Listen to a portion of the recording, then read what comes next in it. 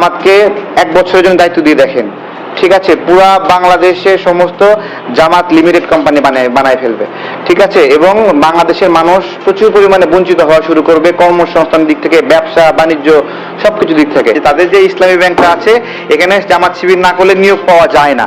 তাহলে বাংলাদেশের অভ্যন্তরে কোনো একটা প্রতিষ্ঠান থাকবে, যে প্রতিষ্ঠানে সারা বাংলাদেশের, কেন ওখানে তো বলেন নাই যে ইসলামী ব্যাংকে জামাত শিবির ছাড়া অন্য কেউ টাকা রাখতে পারবে না?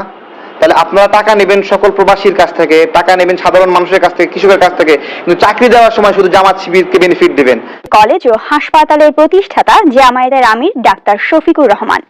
স্বাভাবিক দৃষ্টিকোণ থেকে তার এই প্রতিষ্ঠানের সুযোগ পাওয়ার কথা শুধুমাত্র নিজ দল বা ধর্মের লোকদের, কিন্তু সিলেট উইমেন্স মেডিকেল কলেজ ও হাসপাতালের চিত্র ভিন্ন। দেশের বৃহত্তম ধর্মীয় রাজনৈতিক দল জামায়াতে ইসলামীর আমিরের হাসপাতালে কাজ করছেন অন্যান্য ধর্মের মানুষও। চিকিৎসক থেকে শুরু করে চতুর্থ শ্রেণীর কর্মচারী সব স্তরেই আছেন তারা। আমি কোনো ধরনের কোনো বৈষম্য শিকার হয়নি, আমি আমার ধর্ম নিয়ে কোনো ধরনের কোনো হেলাস্তা হয়নি, চাকরি ক্ষেত্রে কোনো সমস্যা হয়নি। হিন্দু, বৌদ্ধ, খ্রিস্টান সব ধর্মের মানুষ আছেন, যে আমরা যে এত সুন্দর একটা ফ্রেন্ডলি, সবার সাথে ফ্রি মিলেমিশে কাজ করতে পারি, এটা এই উমেন্স মেডিকেল কলেজ হসপিটাল একটা বিরল দৃষ্টান্ত।